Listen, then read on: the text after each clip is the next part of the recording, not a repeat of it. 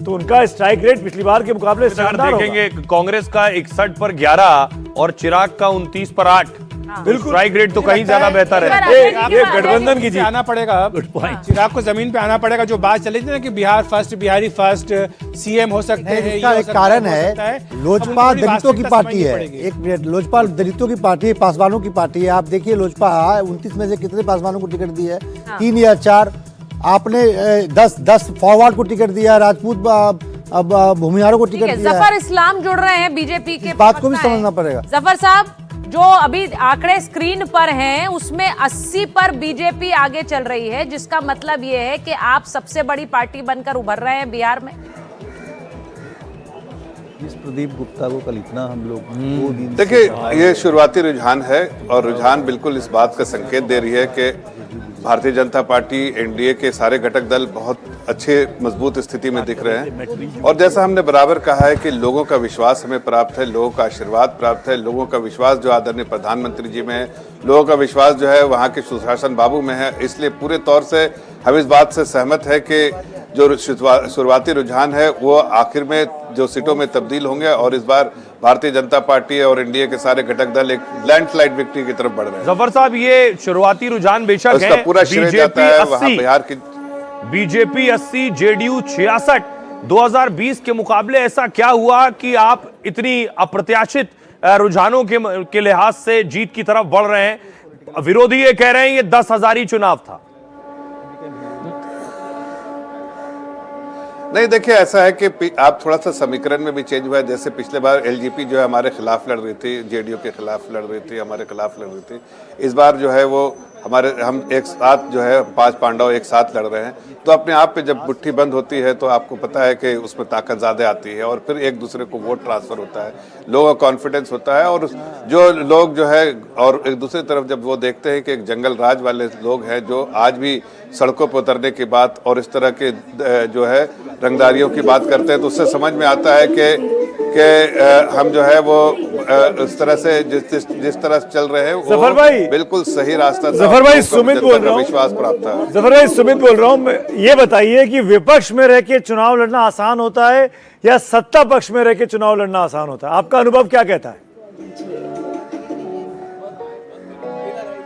देखिए, जो जनता का विश्वास जीते और जनता का जिस तरफ विश्वास हो, जिसके ऊपर आशीर्वाद हो, वो ही पार्टी जीतती है। जीत हार नहीं पूछ रहा हूँ, पार्टी के लिए पूछ रहा हूँ कि अगर आप सत्ता में हैं तब चुनाव लड़ेंगे तो आपके लिए आसान है, या आप विपक्ष में हैं तब आप चुनाव लड़ेंगे तब आपके लिए आसान है? अपना काम गिनाना या दूसरे के काम की खामियां निकालना? नहीं, वही मैं कह रहा हूँ कि नहीं, देखिए, आप हमारे साथ एडवांटेज ये भी है कि हम काम करने वाले लोग हैं। तो हम तो काम करते हैं तो जनता खुद से इस बात को महसूस करती है, अपने एक्सपीरियंस करती है कि भाई इस पार्टी ने काम किया है, अगले दल ने काम किया। अगले 6 महीने बाद जो चुनाव आ रहे हैं उसमें सिर्फ असम में बीजेपी है, तमिलनाडु में नहीं है, बंगाल में नहीं है। ममता बनर्जी को आपने फॉर्मूला दे दिया 10,000 रुपए वाला, वो भी तो कुछ कर देंगी इस तरह की अनाउंसमेंट। नहीं सुमित जी, आपको ये पता है कि जनता जो है इस बात को समझती है। ये हमने कोई 10,000 की वजह से ये वोटें नहीं आ रही हैं, ये मैं आपको साफ कर देना चाहता हूँ। पूरे 5 साल जब अगर जनता के बीच में काम करें आप, तो इस बात का और 10,000 कोई ऐसा नहीं कि हमने अपनी सरकार रहते हुए हमने बराबर लोगों के लिए काम किया। का वोट है क्या? ये वोट नीतीश कुमार का वोट है? बहुत से लोगों ने उनकी चर्चा की इस चुनाव में, ये उनका फेयरवेल इलेक्शन हो सकता है, ये सब हम स्टूडियो में भी बात कर रहे थे, पर क्या ये उनका वोट है? नहीं, देखिए, ये बात सही है कि 2 लोग हैं जिन पर लोगों का एतमाद ज्यादा है, जो लोगों का आशीर्वाद है, वो आदरणीय प्रधानमंत्री। चूंकि लोग विकास चाहते हैं और विकास पुरुष आदरणीय प्रधानमंत्री जी हैं, उनको ही उनके अगुवाई में पूरे देश में विकास हो रहा, तो जनता का विश्वास उनमें है। दूसरी तरफ सुशासन बाबू 20 साल से जो सुशासन दे रहे हैं, तो लोगों का गवर्नेंस मॉडल पे, महिलाओं का, युवाओं का, सबका विश्वास उन पे, हर वर्ग के लोगों का विश्वास है। और आप बिहार में अगर आप गए होंगे, जैसे मैं बिहार में था, तो मुझे हर जगह पर एक चीज लगता था कि लोगों का, जो लोग चाहते हैं कि एक अच्छे जिंदगी में खुले आसमान में सांस लेने वाली जिंदगी गुजारे, ना कि जंगल राज जहां डर और भय का माहौल रहे। तो ये कामयाब हुए हैं सुशासन बाबू, इसका फायदा है। जफर भाई, अखिलेश बोल रहा हूँ, एक सवाल मेरा ये है, जी, अखिलेश भाई। आप तो महाराष्ट्र को बहुत नजदीक से जानते हैं, मन में सबके सवाल यही आ रहा है कि जो अभी फिलहाल के आंकड़े दिख रहे हैं, BJP number 1, JDU number 2, RJD number 3, तो एनडीए में बीजेपी नंबर 1 दिख रही है। महाराष्ट्र तो नहीं होगा बिहार में?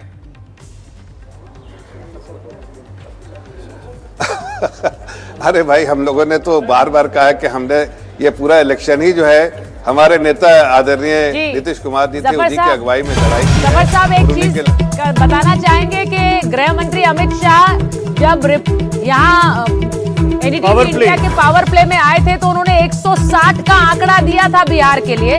वो अब 160 का आंकड़ा छूता हुआ नजर आ रहा है एनडीए के लिए। तो जो गृह मंत्री ने आंकड़ा दिया, वो आंकड़ा इस वक्त ऐसा लग रहा है एनडीए छू रही है। और उन्हें चाणक्य भी माना जाता है, इसीलिए राजनीति का। आप गृह मंत्री जी की बात, एक बार सुनवा देते हैं कि क्या कहा था नहीं, गृह मंत्री जब गृह मंत्री अमित शाह ने की बात हमारे करते हैं एनडीटीवी पावर प्ले में। आपको ये कॉन्फिडेंस है कि इस वक्त बीजेपी अपना बेस्ट एवर परफॉर्मेंस बीट कर पाएगी? अभी दूसरा चरण, थोड़ा प्रचार वहां पर पिकअप नहीं हुआ है। बीजेपी की सीट बाय सीट आकलन करना अभी दूसरे चरण का बहुत कठिन है, परंतु जो ओवरऑल मैक्रो पॉलिटिकल एटमॉस्फेयर बना है, एनडीए गठबंधन 160 के आसपास सीट जीत कर आएगा और जो बचा है वो सारा सब में बटेगा। तो गृह मंत्री अमित शाह को आप सुन रहे थे, वो कह रहे थे एनडीए गठबंधन 160 और जो बचेगा वो बाकियों में बटेगा, और वही तस्वीर कम से कम निकल कर आ रही है जफर साहब।